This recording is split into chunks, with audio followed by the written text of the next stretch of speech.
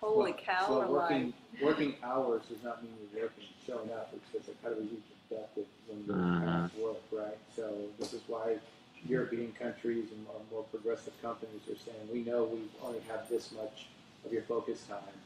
Let's make that happen so you can be engaged inside and outside of work. It's more honest, what you say. Yeah. Yeah. Like, we know you're just going to be on Facebook. Yeah. Like, just get you in here. Yeah. Do what we got to do.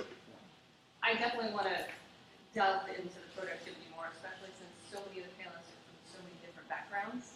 Some are full-time employees, some are entrepreneurs, some are freelancers, and I would love to know from their individual perspective how they define their productivity. Because most people think productivity is how can I get more done in less time. But most of what you're doing doesn't mean anything anyway. It's not going to get you anywhere. So how do you choose what is worth your time? What are your metrics for saying, this is worth doing, I'm going to pass the rest off? Yeah, people are really No, mad that's when you waste their beautiful. time, right? Because they want to waste their own time. They don't want you doing it for them. Yeah, I want to waste it on my terms, not your terms. So since we're live, welcome everybody. Thank you guys so much for coming out. So my name is Emily Leach. This is Elijah May.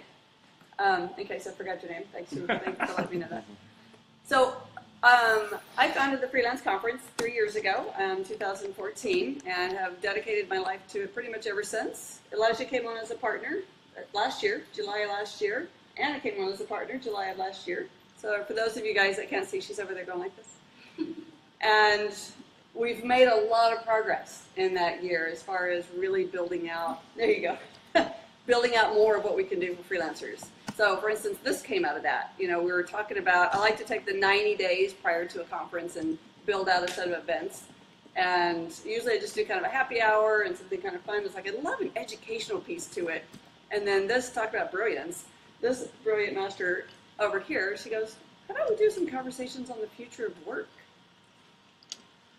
That was a pretty good idea. It was like, what if we looked at that conversation in multiple cities? So that's been really cool. If you haven't watched any of them, they're all on Facebook, on our Facebook page. The same exact conversation. We had it in Houston, we had it in Dallas, we've had it here, we'll have it in San Antonio, like I said, at the end of the month. And then we have Noemi here. So you'll hear in a little bit, you'll hear this in the background, because she's a freaking amazing typist. And she takes notes of the entire event. And so we'll give those notes to you guys in a day or two. It takes a while to get them formatted. So expect that via email if you did an RSVP. And then at the end of all this, these 3 conversations, we're going to sit down and look at all of it again and basically pull all that data together. You can't fall asleep. Stop doing that. And pull together a report. And our goal is to have some sort of South by event, release that report, maybe even do another, master panel if our panel gets chosen. I got to get that put together. Got a few more days left. And really sit and talk about, what did we learn over 90 days of talking about the future of work in these segments? How many of you guys here knew anything about the Freelance Conference before you came? About half of the group. So now all of you know. So the Freelance Conference is September 8th and 9th, coming up. So we're less than 8 weeks out. Wow. Exciting and scary all at the same time. So what do you feel like we've learned so far in the future of work in these conversations? Oh my gosh, that's... So super succinct, like 2 lines. I can't do it until we've talked about culture came up a lot. Culture, technology, and education came up a lot in that first talk.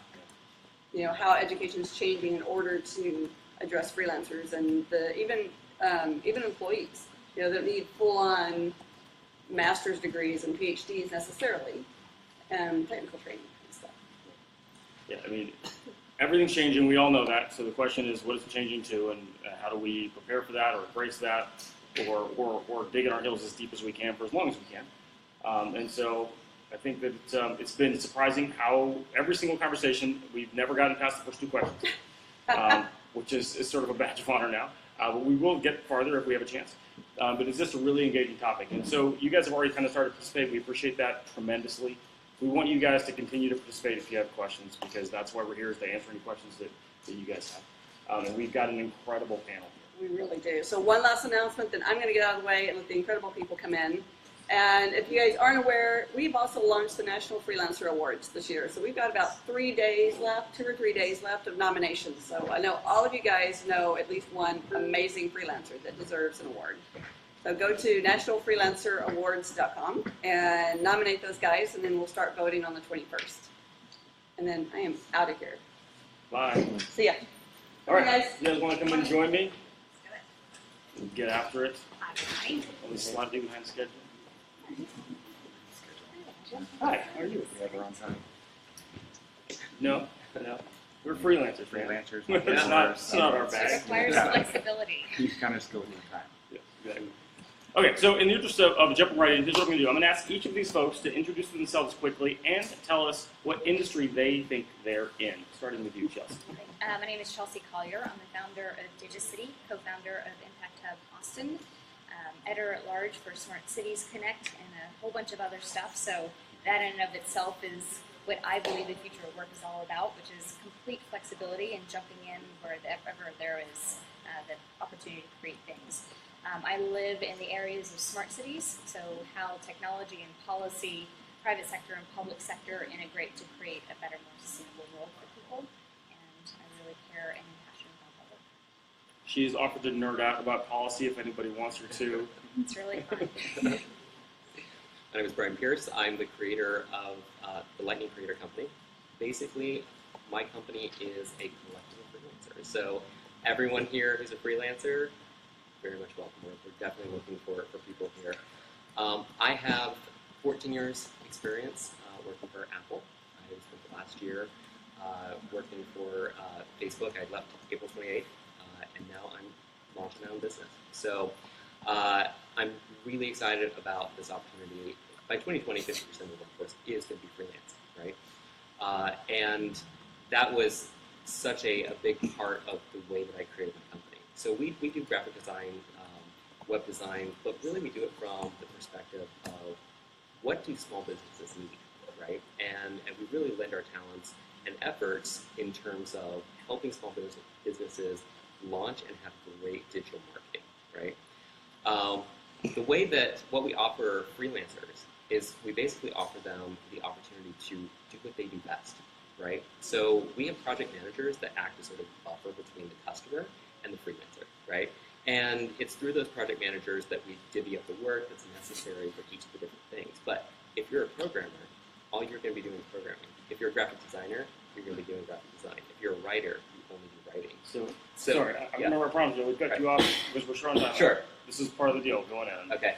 So I was just wrap it up. I'll totally be quick about it. So in any event, that is my company in a nutshell. And What industry would you say that you're in?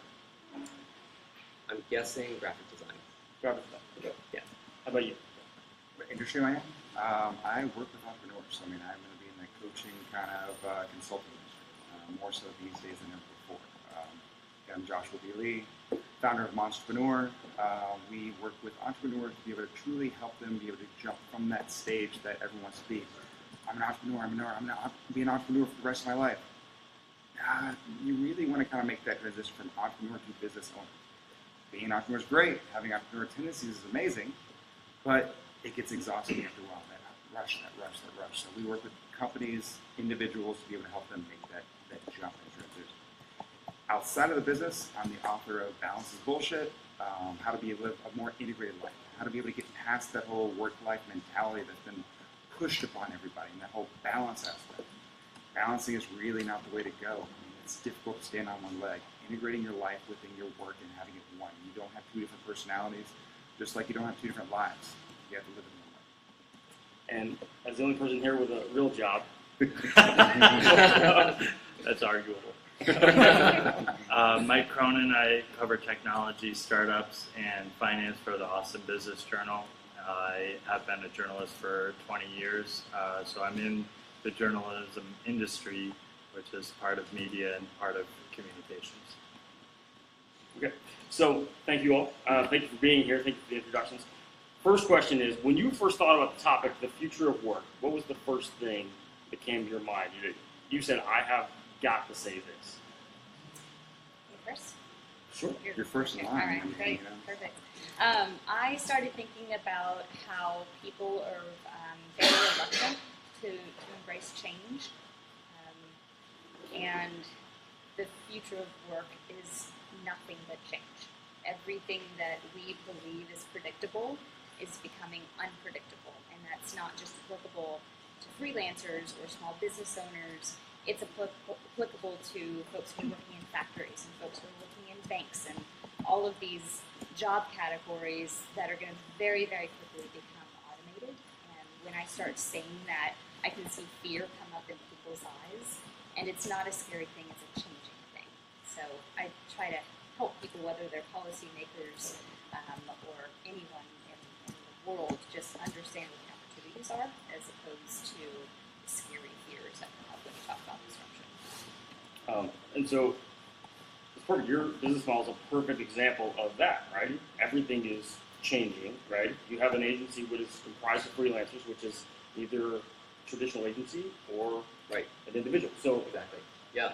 So yeah, I think that first thing that popped in my head when this topic came up was millennials. They are both the most vilified generation at this moment in time, except for the fact that all the other ones were as well when they were young, right? So really, when we're talking about millennials and the looking down our noses at millennials, I just happen to be one, so I feel it sometimes. It really is the old school method of doing things, looking at youth and envying youthful challenges, right? But the thing is about millennials, there are two things that you consistently hear. You hear that they're entitled, right? And you always hear that they're looking for a purpose. And then there's always the condescension of, for what, right? The truth of the matter is, and this is kind of where my company is really built upon, is that millennials do not see work the way that the previous generations did. Where if you show up at 8 o'clock and you sit there until 5 o'clock, it doesn't really matter what you did. You were there from 8 to 5, right? Then that kind of worked. But millennials they want to have purpose in what they're doing. They want to have purpose in the things that they're creating. That if they start a project, they finish that project, right? And maybe they came into work at 10, but they work till midnight, right? And that's kind of the difference, is that they're not seat warmers. They're not just sitting there taking up a spot. They really are actively engaged in completing that project, right? So the future of work is we're no longer going to look at hourly wages in terms of the same thing, right? I can work 12 hours in a day and get absolutely nothing accomplished, right?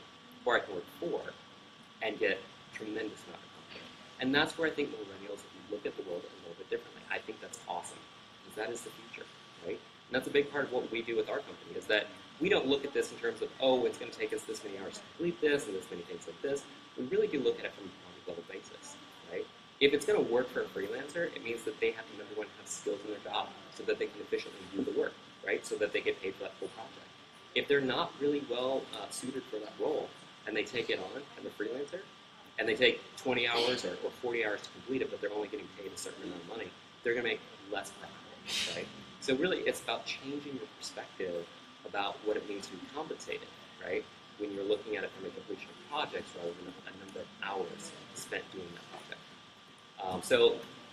I think that that's what I see as the future, right? I think that we're going to be more efficient in terms of completing projects. We're going to look at what's really important, what's really valuable in the things that we do, and we're not just looking to be seat warmers to make sure that we're there from 8 to 5, So and no measurement as to what we accomplished in that time.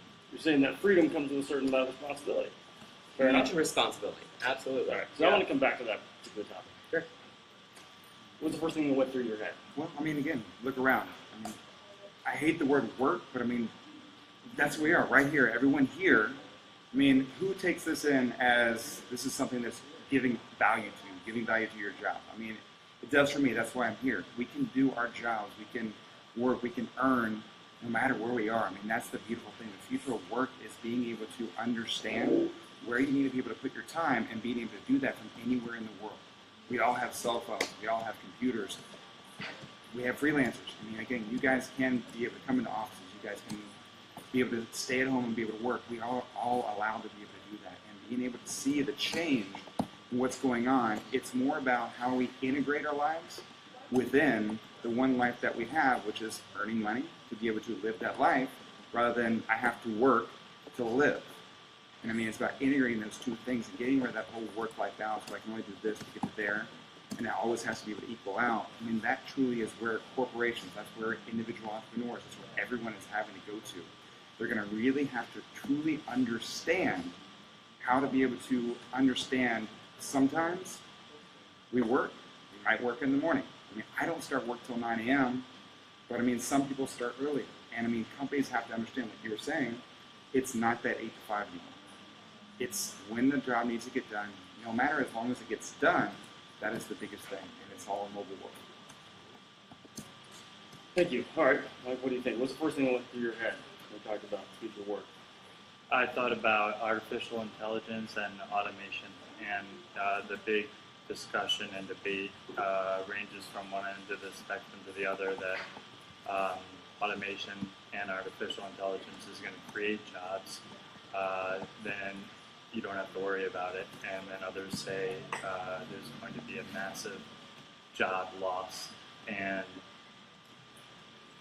I got into a debate at South by with scientists from France who claimed that we didn't have anything to worry about because it would create jobs. That's true in the long run, but I think in the short run, there's going to be a cataclysm where a lot of people are not going to have jobs, and it's going to take a little while for our society to adjust, and that's going to be a big problem. Okay, so we have some really good feedback here. I want to jump on a couple things. You said, how are corporations adapting, right? Chelsea, let's talk about that first. So you're saying, hey, you don't need to be terrified. Yes, everything is changing, right? It seems like those lower level jobs, the ones that are most readily replaced by technology, but certainly it impacts corporations as well. So when a corporation comes to you kind of freaking out, right? Let's talk about economic development. Sure. What do you tell them? Yeah. What do I tell them? I tell them your workforce is essentially your client base. I mean, that's the true value of your company. So listening to what they want and need and responding is one of your most important jobs as a company. And I think it's so interesting you were touching on millennials and where they find value in work and purpose. For me, freedom and flexibility is incredibly important. It's why I choose to work the way that I do.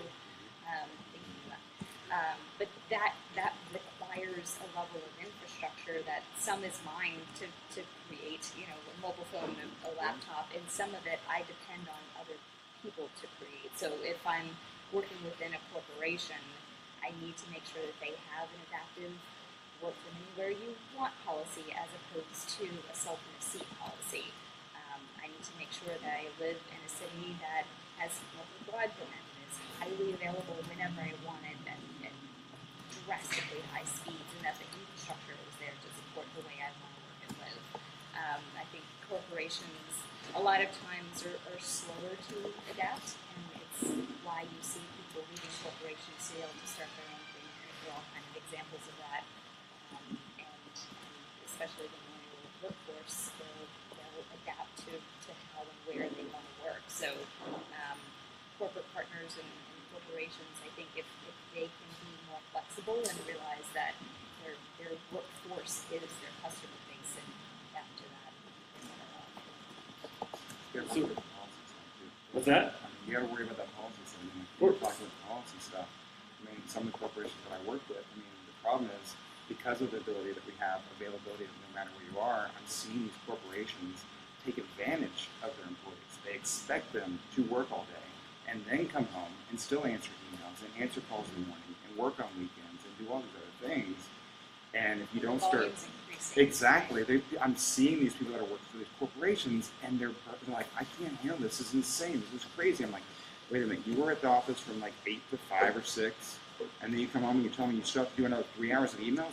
Why didn't you do that at the job? Well, I didn't have time.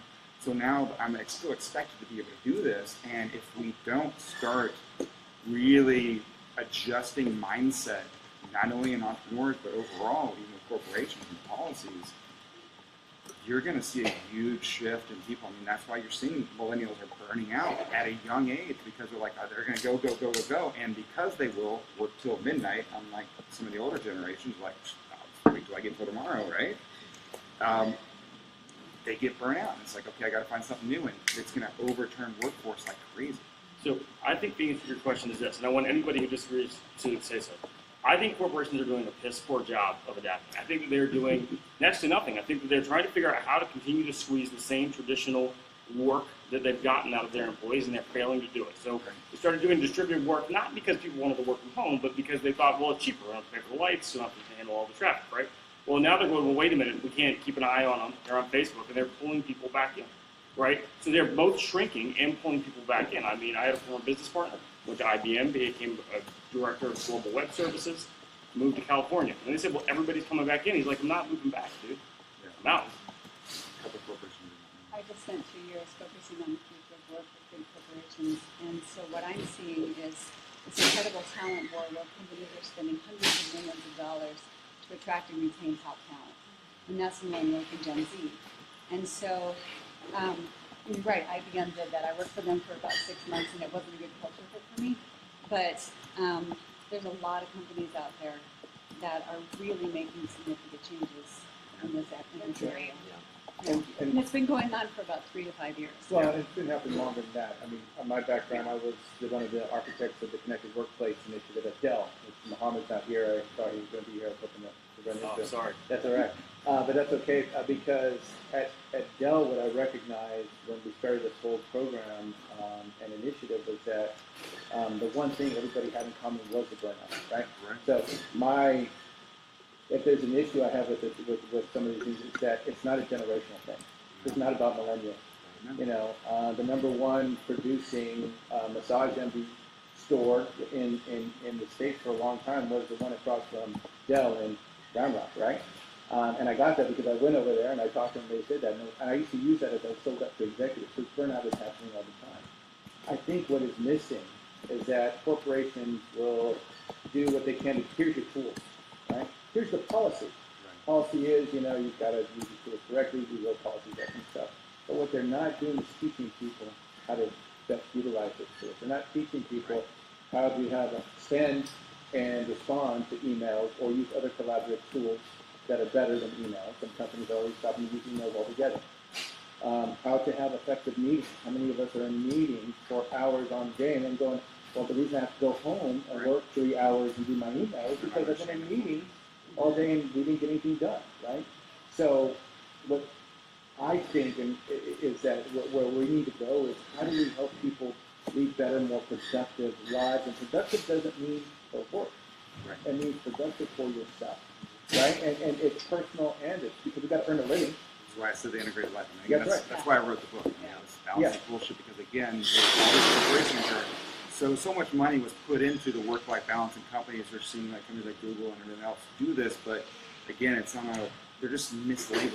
Right. And that's the biggest thing. Just balancing on one leg is not easy, but integrating within your life, understanding how to be able to integrate those tools, integrate your work, integrate your life, will allow people to just take so much more pressure off of them, and then it just becomes one life that they're living, rather than having to live two different identities. Right, and So, I think we just need to go to that next step of education, of spending the money on tools and knowledge to teach people learning, is a term I really sick of using, teaching people how to fish. Not just giving them the fishing pole, not giving them the clothes and the Yeti cooler to go out and fish. It's actually going and teaching them how to be really great at fishing. So I want to say this, I'm going to comment towards you, right? I think that millennials are teaching themselves how to fish, right? You got kids who in junior high are starting GitHubs, right? And then they just go to the workplace. They don't even have to go to college. They're like, here's my work. And they're like, you're hired right now, right? So you have companies like Gatester and companies like yours that are just embracing that. And they're like, I don't need to go have some corporate hack job, right? Which is why it's such a great talent war. You had a comment. I don't want to lose that comment. It was more of a question, I guess. There was a comment you made about, or I guess a stat, about 50% being freelance By 2020. Yes. Right. So you guys can correct that if I'm wrong, but there's almost an assumption that the freedom, the flexibility, all of that is sort of done with the use of being able to take your computer home, right? And so if it is 50%, the message sort of needs to be tailored to different demographics. And so I would just ask you, what type of message needs to be presented for the people that don't primarily work on something like a laptop as their primary issue? Like, what about like the people that are working on like automobile machines and stuff? Like, how do you speak to those people? That's a big question, right? Like, Yeah. Now we're talking about the socioeconomics. Right. You either work on a computer or you probably have a hard job, right? A manual job. So, Well, Or a job that's predictable. Yes. I kind of wanted to piggyback on something that he was saying about having corporations teaching people and utilizing the things that they have in place and teaching them how to use them to be effective, right? Okay, so some of the things that have definitely caused the perception of millennial entitlement, right? Or this idea that they're constantly looking for a handout is that first, millennials grew up during the 80s and 90s. Now, I remember the 90s incredibly well. I graduated in 99, and when I graduated high school, I was like, the world is amazing, right? The economy could not have been better in 99, right? This was like the best time in the world to be graduating high school, and like my whole future was ahead of me. Little did I know that like a year later, the world will fall apart. And in such dramatic fashion that we've never been as good as we've been since the late 90s, right? So the thing is that to literally go out into the world thinking that anything is possible, only to be slapped in the face the way that we have as a generation, it does not surprise me that millennials are looking for more than what is currently out there, right? Because there was a much greater promise to us back when we started out. who made that promise to you, that anything was possible? Well, you know what? I honestly think, of course, you're going to hear it from your parents, you're going to hear it from your teachers, you're going to hear it on the news, you're going to hear it all over the place when everyone's telling you stock market's never been better in the world, right? And it's been that way for years and years and years now, right? There is this sense that, well, where's my piece of that? Like, why did I get totally like shortchanged right as I was entering into the workforce, entering into this world? What I was going to say in terms of piggybacking onto you is that I had no problem starting out at the bottom and working my way up. What I couldn't understand in standard corporations was I could be the very best employee, right? And I honestly thought that if you just worked hard and you did exactly what you were supposed to do and you had great metrics, that is how you got promoted, that is how you moved forward in the company. Nobody ever sat me down and said, wait, no, you actually have to fight for what you want. If you want to be in management, you have to stand up and say, I want this, right? You have to consistently be out front, making sure that the people who have those decision-making skills know what you want, right? And that's something that corporations don't tell people to do. They don't tell people how to go out and get a raise. Of course they're not going to do that, right? Because that sort of works against them. But I think that in a lot of ways, a lot of the dissatisfaction people have in their careers, a lot of the ways that people get taken advantage of in a lot of companies is that they never actually stand up and say, I actually think I'm worth more than this, right? So I think that there is part of tools and an educational aspect to that. And then I also think that a lot of people now are kind of taking things into their own hands and really feeling like they tried to do the right thing, they tried to go to the company, they tried to work their way up. And I don't think there's a single millennial that's afraid to work from the bottom and work their way up. What I think is hard to see is when you see somebody who clearly does not work as hard as you, but because they're buddies with a friend, they get promotion. I think we've perpetuated the idea for a long time that America's a meritocracy. Does anybody agree with that? Right? They're like, you just work hard. It's good. Like we told you, work hard, get good grades, going to go to good college, going to get good grades, get a good diploma, get a great job, right?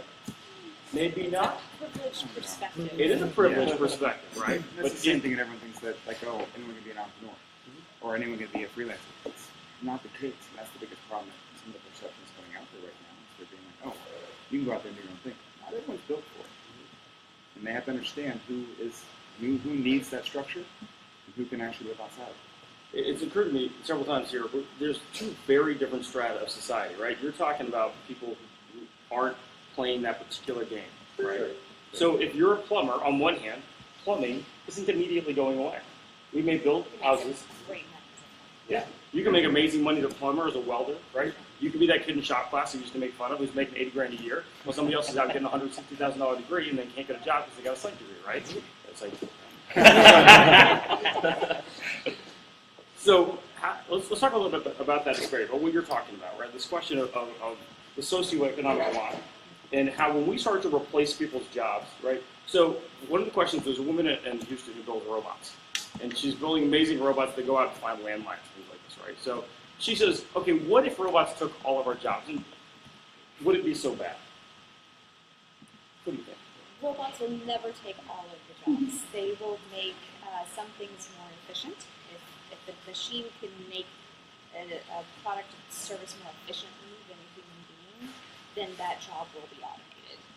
But the cool thing is that you have kids all over the world who can access any information they want as long as there's a Wi-Fi connection or an internet connection. So there's the opportunity to learn and access information in a way that we've never had before. And as little as 15 years ago, the zip code that you were born into, or where you grew up, determined in a large part what your future could be. So if you didn't grow up with parents who graduated from college, then you were less likely to go to college than not. Does information in and of itself equate to opportunity? As long as there's access to that information, I think that and who knows what the future will bring, but I think you could make that argument. And as long as there's access to that information. I mean, there's only certain people that actually take action on an information. And that's the biggest thing. It's like actionable information is what makes someone successful. You can give information to anybody. Well, I think that one of the things that we're sort of debating here is something that actually happened hundreds of years ago, right? Before the age of printing press, people had to write everything down, right? In fact, much of the spellings or misspellings happened as a result of the fact that people actually wrote the way that things sounded, right? And that the change that happened after the printing press, more people had access to books, more people had the ability to actually learn and read. The internet is a new era where we now have the ability, it doesn't matter who you are, you have access to information that previous generations didn't, right?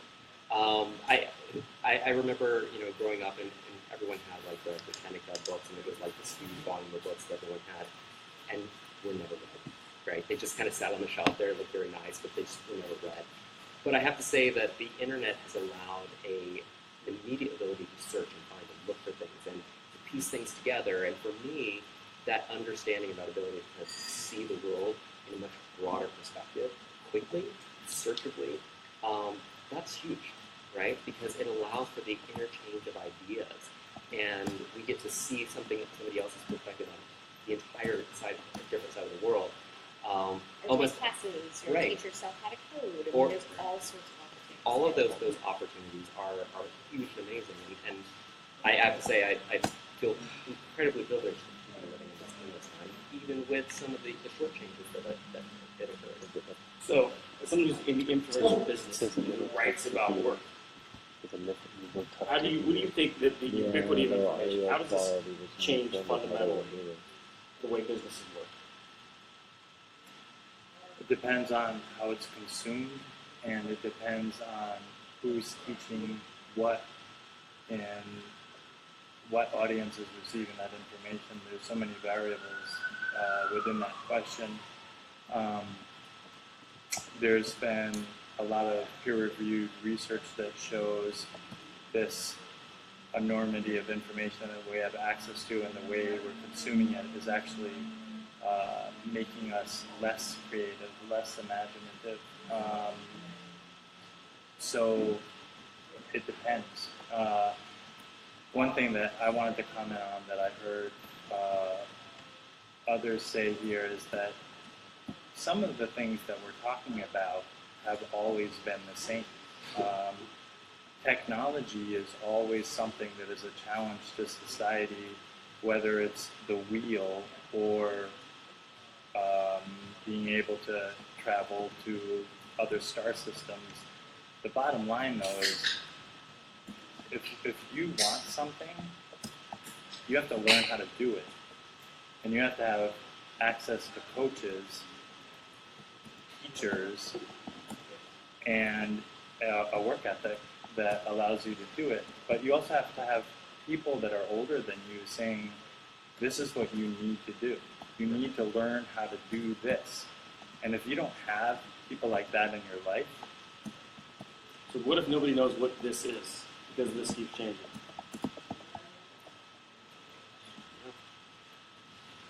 When you say this, Right.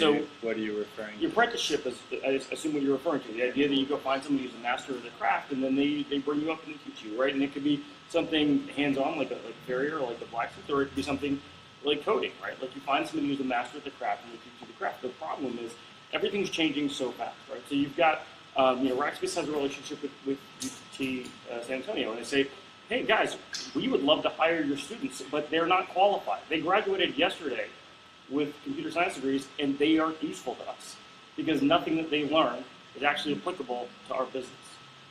Can we come to your campus and teach them, right? How do you deal with that, right, when everything's changing that fast? It things like this. I mean, that's the thing. I mean, I spend half my year going to different masterminds or speaking at masterminds, talking and learning from people that are actually doing what's going on right now above the cusp. Because you can't see the curve coming. You've got to see it before the curve even hits. I mean, that's the biggest thing that I see. It's knowledge out there, books. I mean, by the time the book is out, or by the time your Apple computer's built, they've already built the technology to beat it. By the time you can actually buy it, there's actually better technology about to come around the corner. Your computer's already outdated. I mean, it's the same thing with knowledge, right? So, I mean, you have to truly be in the people that are working with and doing it every single day and have those open conversations. If you're just going to go off of what you're reading online, it's potentially outdated unless it's a blog that was posted recently. So podcasts are great to be able to go in and be able to do that. So I think even all those things are people's opinions. Correct. Right? Everything's always. I mean, college though. I mean, the same thing. When I was going to college, well, really, I just didn't enjoy it because it was someone taking knowledge that I could read in a book and giving me their perspective on it. It's like I can read a book and go for my own way and be able to understand that. So isn't there something you said violent of a mind shift in corporate America or just corporate world? Stop looking for what you perceive to be the ideal candidate. Right. Because if you hire what you perceive to be the ideal candidate, who has all these skills, they also have baggage and tendencies from your previous location, and now you have to untrain. There's no such thing as an ideal candidate. I mean, every person has the opportunity for growth. You have to be able to find that person has the growth mindset to be able to grow within the company and be able to see that bigger. I'm in that world right now. As somebody seeking employment, with 5 years experience in the Marine Corps as a network administrator, who also just graduated with higher honors for computer science degree, focused in network administration. And I come here, and everybody only wants to do one thing. So ACC, you have to work for ACC, and you had a question. So I want to let you ask the question. But ACC is addressing that very specifically because they recognize that you've got not just the technical talent, right, but the ability to handle shit, right? This is something that can be applied to any aspect of work. Right. Where the corporate world is so focused on finding what they perceive to be the ideal candidate that they're missing the potential that someone else may have. They have a basic foundation that you can then take that and mold that person and create a rock star. I mean, here's the thing. So that presents a different reality to you. So hoping that a corporation is going to shift their mindset, you will be so frustrated for the rest of your life. They're over a decade what's behind that. really cool right now is that we have the ability to shift our own mindsets and then look for the supportive ecosystems. And there's so many here in Austin. I'm just going to brag on Austin a little bit. It's so many supportive communities who can network you and mold you into, all right, that segment of company may not be the right one for you, but guess what? Here are all these other companies, and boy, they want to support you and cheer you on. And what a privilege to have you be a part of that group service. You find a lifeline. It's not just corporate that falls to. I'm not trying to demonize this section. It's more symbiotic than the base of this. I'd It's like a to reality sort of that speak comes to up a lot. but I think that you made a great point earlier. A few years ago, depending on what zip code you grew up in, really determined, your entire socioeconomic, life from birth, right? That very much matches up with what you're saying, right? So when you say they're looking for the ideal candidate, right? Ultimately, and working in corporate America, I really know how this works. Ultimately, when they say I'm looking for the ideal candidate, that hiring manager is really saying I'm looking for somebody that aligns with me, right? So that is where I get really upset because that's like the millennial part of me that's just like, this person may remind you of you, but they do nothing all day long, right? And this is your ideal candidate, right? Can I have you guys speak up? We got people on the live stream saying, we can't hear you. Oh, Sorry, okay. we're yelling at the computer because we don't have a proper mic. Hey, Sorry. can you hear us? So, Yes, like that. Yeah. Thank you, guys. see, we have two corporate citizens here. Did you have a comment, or did you just want me to know that? I love the conversation, really do. I hire a lot of folks, Right. and I hire people, I don't care what background they have. I want people that have capacity to learn, that can show me they love to learn, and they'll figure out. So whether they know particular technology, that's a foundation. It shows me they have a capability to learn a complex technology. In that thing, it's always going to change. Great. Now, are they religiously tied to that thing that they're working on? Or do they say, no, I'm going to shift to the next thing that's coming up because the next thing is always coming up. So if they can show me those two things, and then third, it's going to sound strange, but they're a yes man or a yes woman, not in the way that you typically think of yes, not in the traditional way, meaning, yes, I will help with that. I will help you get it done. Let's figure it out. Let's tackle it. Yes, we can do this. That's the type of yes. It's like the culture of yes, right? Can we do this? Yes, we will figure out how to do this. Reasons why we can do it, yes. So outside of those, I'll hire people that demonstrate those attributes. Thank you. Victor. I was also going to say, in regards to this, Cisco has what's called a talent cloud. So all employees are in the talent cloud, and people who want to work for Cisco can be in the talent cloud. And basically, it becomes a place where they match, the right skill to the right job, but also they've gotten rid of performance reviews because basically, when you do a project, you can work in an organization that you want to work in for a long time, or you can just be project based and be a full-time employee. And so they don't have performance ratings anymore because you get 5 stars from the people that you work with and the project leader, and then you have a people manager that follows you. And so it's been very successful. It's very different. It's very future oriented, but there's a natural attrition because if you don't consistently get a good number of stars, no one's going to take you on their team. So now I don't have to manage you out anymore. Gigster So big corporates are doing a lot of really interesting things around employees in this space that are very innovative and very startup-like. Gigster uses karma points. It's the same basic model. Yeah. Anybody can issue karma points. Victor. I had 2 things. The first one was that right now, also like in the educational space, we're seeing a shift from the pedagogical platform or infrastructure to what is being now coined as andragogical, which means adult education, meaning knowledge that is immediate, right? You learn it and you put it into use right away. And I think what's happened, especially like with my generation, I graduated also from high school in 2001.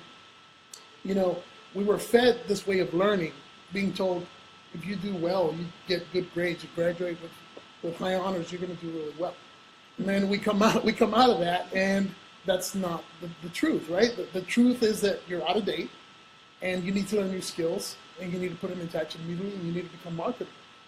And so I think that's presently a problem that is being experienced now, and I think institutions for higher education are figuring this out. And they're trying to find a way to make their students workplace ready, right? Workforce developed, so that they can go into it, have an appeal. The second thing that I wanted to ask about was, the human perspective and the use of technology to influence major corporations, right? I think that it would be interesting to see major corporations not necessarily start dissolving, but either adapting and changing, or if not, everything's going to go back to being local, right? Because with automation, it's going to be expensive. You're going to have to be a big company to buy the artificial intelligence or the robots or whatever it is that will be used. And with the way that social media works now, it's like you can be shamed really quickly, right? It's like you could lose your popularity or your marketability with the internet. Social media. More authentic. Yeah. I mean, that's what everyone's looking for, more authentic. And so being local is one of those things that nowadays seem like being true to your community, right? You look at AI, I mean, why do you think we're moving more? Yes, it's around automation, but we got to a world in society where all of a sudden, if I call someone, I got to figure out what button to hit. Right. And after a while, you're like, damn it, okay, we figured it out. Hit pound, or hit 1, or hit 0. And then it's like, oh, no, they fixed that. We're sick of it. I'm always excited when a company is now moving forward to I call and actually talk to a real person. I don't have to go through this whole laundry of, options to try and talk to a real person. I mean, call Facebook if you're actually not one of their advertisers. Even if you're one of their advertisers, try and talk to a real person. They're a social company. It's hard to talk to someone that actually works at Facebook. I'm a reporter. You can't talk. Yeah. They don't have access. I mean, I write for Entrepreneur, I write for Forbes. Do I get to talk to my editor? Man, I could email him. Yeah, if I call him, there's no way in hell he's answering my phone. And I mean, but that's why you're getting this AI. People need some sort of human interaction to feel a little bit more confident. But are you willing to pay for it? Humans are expensive. I mean, again, it's gonna be a pull. I pay $0 for it. I think what you just said, humans are expensive, right? Which is why we're continuing to shift it. So as humans, we got to figure out, since we are expensive, how do we add value? How do we match that expense? I think there's two things that we need to think about, and when I say we, me too. My industry has been in free fall for 15 years. I right now work at a company that is financially stable for the first time in 13 years, and that includes when I worked for Minnesota Public Radio, which you would think is stable, but it's not. And this is as vulnerable as anywhere else. So I think that the future of work, it comes down to two things. One, which a few of us have said, things are always going to be changing, and they're going to be changing extremely rapidly for the rest of all of our lives. So we have to get used to that. And to your point, well, what if you don't know what it is? You have to choose, all of us have to choose what do we want to do. And then we have to figure out how to do that. Then do it. But the second thing that none of us are talking about, and this will guarantee you success and me success no matter what happens, is relationships. And if you don't, if we don't cultivate and nurture relationships with people, we're not going to get hired. We're not going to get promoted. We're not. Yes, it's a meritocracy, but only if you're connected. But that's never been any different. It's never been different ever. It's always who you know. Always. Still going to be that way. I mean, if you go for a job and you don't look on LinkedIn and take the time out to see if you know anyone else at the company or know someone that you're connected to at that company before you go to waste your time. You're not going to events. If you're looking for a job and you're not going to local events, Austin, you can throw a rock. You can hit 20 different events every single night on every single industry. It's crazy. And I mean, that's where you meet people. That's where you're going to get jobs. That's where you're going to be able to show them who you are outside of the office as well, and be able to show them that interaction and be able to get the opportunities that are going to rise. Show who you are as a real person, show the opportunities of growth, the mindset, all those other aspects. So we're out of time. So 2 questions. First of all, we have drinks afterwards, by the way, so we're out of time is not the worst thing to happen. Does anybody have any burning questions before I ask these guys to make one last prediction? Real quick, someone mentioned having mentorships and how important that is. What is everyone's opinion, or maybe we don't have time for one answer, but what's your opinion on bringing on a mentor who's not in your own specified field? If you're in a niche market industry, good? I mean, I can see how they can be good or bad, but I have mentors in every aspect of my life. I mean, you should. I mean, if you're going to have it in business, why not in others? I mean, I have a personal trainer. I have business mentors. I have life coaches. I mean, I do a lot of that for other people as well. I mean, because again, you get different perspectives because again, there's all different aspects of our life. And I mean, truly to be able to, like what we do at Monstapreneur, I bring entrepreneurs together that are not in the same industry. Because again, what I can learn from a dentist in the out-of-the-box thinking that they're doing, I might be able to incorporate in something that I'm doing that I never thought of. And to be able to have those kind of people that give you that knowledge, because if you just talk to someone always in your own industry, they're probably reading the same shit that you're reading. They're probably doing the same things that you're doing. Are they really, they're going to be able to teach you from experience, but it's not going to put you around the curve that's going to jump you ahead that maybe someone in that industry is not thinking about, that you took knowledge from another person. Yeah, there's a lot of evidence that collision is where innovation comes in. So I know you happen to be a mentor as well. Do you want to weigh in on this before we wrap up? Sure. For me, it's about alignment and of values. That, to me, as a mentor, and I think the person that I've mentors me as much as I've heard, it's a very kind of symbiotic relationship. And one of my mentors, who I greatly respect, our industries change pretty frequently, or maybe my industry changes pretty frequently. But I know that our values are really aligned, and I know that they're really invested in how I want to create my life and who I want to become and how I want to add value. So that, to me, is the most important thing as opposed to the what. It's more about the who as opposed to the what.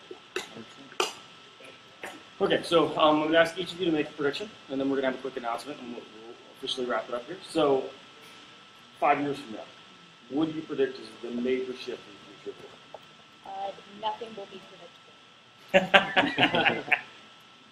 Okay. And so it's about creativity. And if you come into work or come into an education or come into life with an expectation of this is what I can expect, this is the path that is laid out for me, you will have a harder time. I love what you said earlier when you said I want to figure out what I want to do, and then I'm going to bring together all these different resources, human and non, to make that reality happen. I think folks who can embrace that constant change are going to do well in the future, and folks who are looking for predictability may have a tough time. Just set your own North Star, don't let other people. And tell the truth. That's always Right? How about you? You know what? Honestly, I think that if there's going to be a lot of change, I think there's going to be a lot of people. The people who can go with it, right, are going to be great. I'm hugely impressed by what your company is doing, honestly, with Cisco, with changing the way that they look at management, the way that they look at projects. It's almost like they took it and put it into a corporate model, what I'm doing with my freelance model, right? And I really do think that that's going to be the future of work, right? It's going to be people taking accountability for the work that they do, and the idea of being a SQL worker from 8 to 5 is out the door. I mean, I might go against the grain here a little bit, but I mean, the biggest thing that I see is probably going to happen in the next 5 years is, because we've talked a little bit about it, like, oh, you can do anything, the opportunities that are there, you can run your own company. Again, like I said earlier, it's not for everyone. And all of a sudden, we're going to have this huge trend where right now you're saying everyone wants to start their own company. And this is why I do what I do, to be able to help entrepreneurs, actually really good business owners, because most of them don't know how to run a business. Everyone's got great ideas, but a great idea does not continually make you money, does not continually push you forward. So we're going to see a huge change in the next 5 years. We're going to see a huge fallout of all these people that are trying to start their own company, do their own thing, see this bright light. Ooh, I can work for myself. I can do it all. And they're going to realize that that's not what they were actually truly meant to be. And they're going to have a huge shift change trying to go back into the workforce. I wish we had time for that whole conversation. Yeah. Just right there. I mean, right? That's the future of work. I mean, being able to understand that aspect. Is the fallout of all the entrepreneurs. There's going to be a huge fallout, guys. And, I mean, you see it right now. I mean, these days, when you used to be able to graduate as a doctor, as a dentist, as one of these professions, you started your own practice. You went off. They don't have the skills to run a business. So they're making less money these days because they're having to go work for someone else's practice that actually knows how to run a business. This news to you that doctors and dentists generally suck at running businesses. Yeah. That's a big problem. Hell, guess what?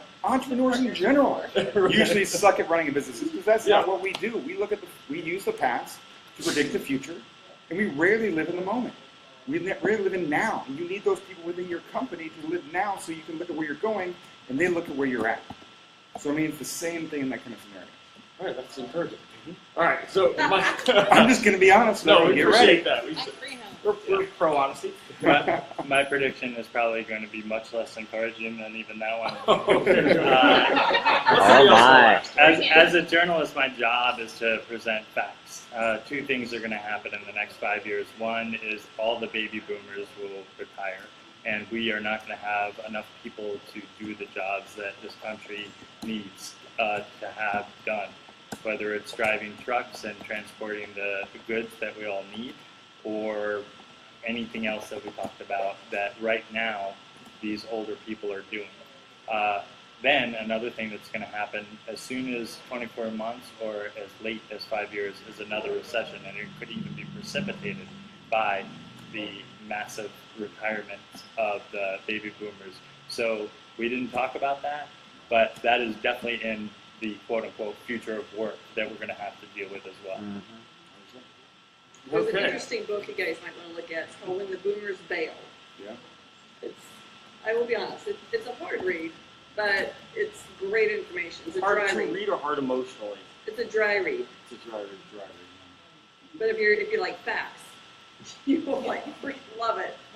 But I like the information. It was interesting, and it's that whole conversation about when the boomers, as the boomers begin to leave, the workforce. Not only what they're bringing economically to the workforce and stuff like that, but intellectually, all of that years of experience that is not necessarily getting transferred to the next generation, because a lot of them we don't want it. We think we have a better idea, and I think that's going to bite us in There's been a lot of change with generation. I just recently found out I'm in a new generation now that they're kind of defined, which is the Zennials. It's 77 to 84. Because again, people that actually grew up, because we're not millennials, we're not Gen X. I mean, we actually grew up without technology and then actually watched it evolve and come in, and we understand both sides of it, comparably to Gen X who did not have it, and then the millennials who grew up with technology. We had automatic typewriters. I mean, I had a pager, and then I got a cell phone to me. I'm like, oh, this is awesome. This is expensive. I remember Map Puncher, okay? Heck yeah. I know how to do boobs on a pager. Okay. Come on, guys. Everyone that had a pager remembers that. Hey, my typewriter, you had like a screen, you could type it all out, and hit, okay, it's good, and then it typed the whole thing. Yeah, you're like, oh man, I said that. So my request is for people to get involved in the policy making side of things. The reason that policies happen the way they do is because people don't show up and talk about the super important things that we're all talking about, and your question is spot on. So the divide between the politicians and the people who make the policies and all of us living our lives as joyfully as we can.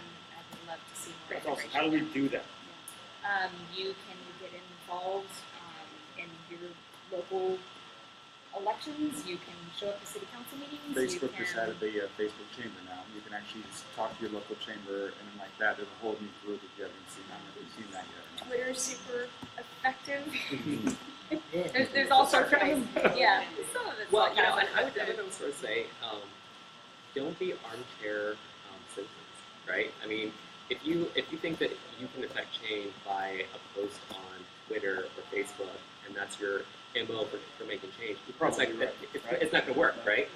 So you can start there and then there's always a start, but it may take 2 posts, right? Because here's the thing, and honestly, this is advice that I wish somebody would have told me early on in my career, is that nobody is going to say, you are such a good person, I'm going to give you this extra money, or I'm going to promote you because you do such good work.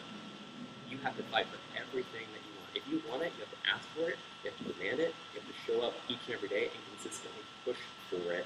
And that means civically, it means career-wise, it means everything in your life that you've ever wanted, you have to stand up and consistently ask for it. Understand who your elected officials are and be vocal. Yeah. You're a cynical bunch. But, thank you guys for coming and participating in our very cynical conversation. So, all this is sort of give you a preview of the Freelance Conference. Emily, the tickets for the Freelance Conference are $300 right now. 303. And so Emily said, if you guys want to sign up for the Freelance Conference, if you enjoyed this, if you want to do this for 3 days with us in September, she's going to knock off like $100. So that offer's like good for the rest of the afternoon, I guess. Yeah. Emily, she'll sort it Yes, out. for 6 minutes. Yeah. There you go. But that's it. So hopefully these folks will hang out and have a drink with us, and you continue to agree or disagree with them individually. Can I make one request? Yes, you can make a request. Since we haven't talked about it, but it's always in the news because it is the news. Be informed. What I mean by that is don't Why the ABJ? Just kidding. read as much as you can from as many different sources as you can, and don't get angry if you learn something that doesn't conform to what you believe.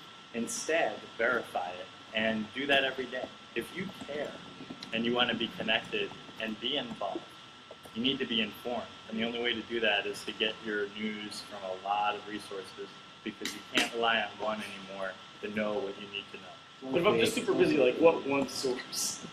I'm just kidding. So thank you guys, and we appreciate you coming, hang out. So Emily's gonna- you can, of course, you can go to Freelance Conference on your phones and buy a ticket if you wanted to. There's 2 kiosks here, and come and see me, come and see that dude right there, Oh, yeah, Elijah, or Anna, and we'll give you the discount code to get $100 off if you want to get it today. Otherwise, there is booze and food and Booze. Thank you. Yes. Oh. Thank you guys. My Facebook. Bye, Facebook. We totally forgot about them. They couldn't hear us anyway. They're like,